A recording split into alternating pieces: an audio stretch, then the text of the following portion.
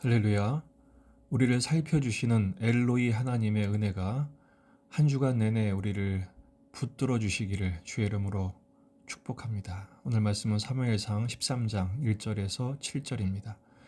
사울이 왕이 될 때에 40세라. 그가 이스라엘을 다스린 지 2년에 이스라엘 사람 3,000명을 택하여 그 중에서 2,000명은 자기와 함께 믹마스와 베델산에 있게 하고 1,000명은 요나단과 함께 베냐민 기브야에 있게 하고 남은 백성은 각기 장막으로 보내니라.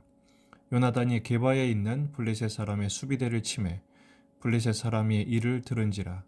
사울이 온 땅에 나팔을 불어 이르되 히브리 사람들은 들으라 하니 온 이스라엘이 사울이 블레셋 사람들의 수비대를 친 것과 이스라엘이 블레셋 사람들의 미움을 받게 되었다 함을 듣고 그 백성이 길갈로 모여 사울을 따르니라.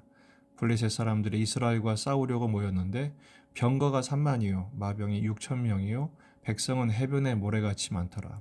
그들이 올라와 벳 아웬 동쪽 믹마스에 진침해 이스라엘 사람들이 위급함을 보고 절박하여 굴과 수풀과 바위 틈과 은밀한 곳과 웅덩이에 숨으며 어떤 히브리 사람들은 요단을 건너 갓과 길르앗 땅으로 가되 사울은 아직 길갈에 있고 그를 따른 모든 백성은 떨더라. 아멘. 본문에 계시된 주님은 어떤 분이신가? 위급하고 절박할 때 반드시 도우시는 하나님이십니다. 오늘 말씀의 때는 사울이 왕될 때 40세이고 그가 통치를 한 지 2년째 되는 해입니다. 그때 첫 번째 전투를 하게 되는 것이죠. 2절에 보면 사울이 상비군을 조직합니다. 자기는 2,000명을, 요나단은 1,000명을 통솔 하죠. 그러니까 3,000명을 조직하고 나머지는 돌려보냅니다. 그때 요나단이 3절에서 블레셋을 선제 공격합니다. 게릴라전식으로 기습을 한 거죠. 아마도 마음이 급한 사울이 지금 전면전을 펼친 겁니다. 왜냐하면 벌써 2년째죠. 통치 능력을 증명해야 하기 때문입니다. 백성들은 힘 있는 왕을 기대하고 있었고 블레셋은 여전히 기세가 등등했기 때문에 뭔가를 보여줘야만 했습니다. 그때 사울이 전군을 소집하죠. 나팔을 불어서 히브리인들을 소집합니다. 그래서 길갈에 모이죠. 근데 문제는 5절에 보니까 블레셋은 더 센 거예요. 블레셋이 어떻게 응전을 합니까? 병거가 3만, 오늘로 하면 탱크죠. 병거가 3만, 마병이 6천 기병대가, 또 보병은 해변에 모래같이 많았습니다. 게임이 안 되는 것입니다. 왜냐하면 이스라엘은 겨우 3천인데요. 지금 보병이 3천인데 결국 이스라엘 백성들은 그 위급함을 보고 절박했다 그랬어요. 압도된 것이죠. 그래서 대부분 숨죠. 굴, 수풀, 바위 틈, 은밀한 곳, 웅덩이에 숨고 또 대부분 도망갑니다. 싸울 생각이 없는 것입니다. 그리고 남은 게 600명입니다. 그나마 그들은 지금 두려워서 덜덜덜 떨고 있었습니다. 그를 따른 모든 백성은 떨더라. 우리가 지금 13장을 보고 있는데요. 불과 11장에서 암몬과 싸울 때는 어땠습니까? 사울이 여호와의 영이 임해서 소를 잡아서 한 겨레를 잡아서 각을 떠서 원지파에게 보내고 모여라 하니까 33만이 모였잖아요. 그들이 한 사람같이 모였습니다. 그리고 새벽부터 남은 자가 공격을 하니까 남은 자가 둘도 함께 한 자가 없이 퇴치를 했어요. 이때는 이렇게 대성을 거뒀는데 여기는 완전히 지금 오합지졸이 돼버렸죠. 무슨 차이입니까?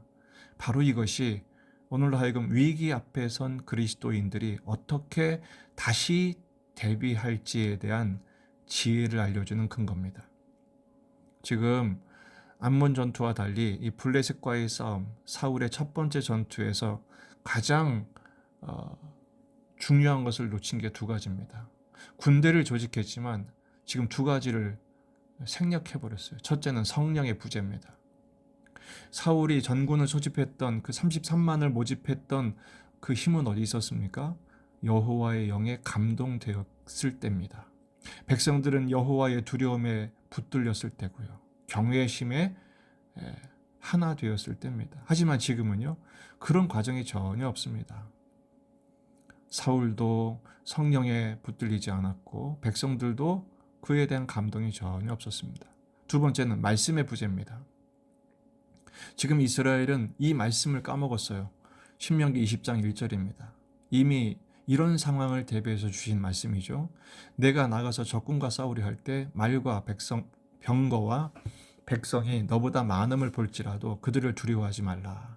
애굽 땅에서 너를 인도하여 내신 내 하나님 여호와께서 너와 함께 하시느니라.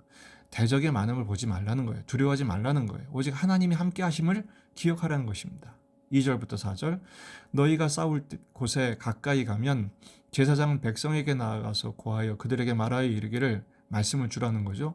이스라엘아 들으라. 너희가 오늘 너희 대적과 싸우려고 나왔으니 마음에 겁내지 말며 두려워하지도 말며 떨지 말며 그들로 말미암아 놀라지 말라. 너희 하나님 여호와는 너희와 함께 행하시며 너를 위하여 너희 적군과 싸우시고 구원하실 것이라. 이렇게 말씀을 주라고 명령하셨어요. 하지만 사울은 군대만 조직해 놓고는 이 말씀을 선포도 안 했고 말씀에 의지하지도 않았고 성령님을 구하지도 않았습니다. 그러니 왕을 비롯해 백성들이 이미 진 싸움이 되어버리지 않았습니까?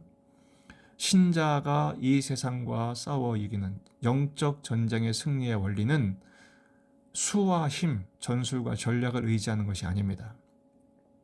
오직 하나님을 향한 절대 의존에 달려 있습니다. 말, 병거, 백성, 이거 눈에 보이는 힘이죠. 눈에 보이는 세력입니다. 이것을 두려워하지도 말고 이것을 의지하지도 말라는 것입니다. 항상 이스라엘 백성들은 수가 절대 열세에 있다 할지라도 힘이 없어도 하나님을 바라보면 하나님이 싸워주셔서 승리했습니다.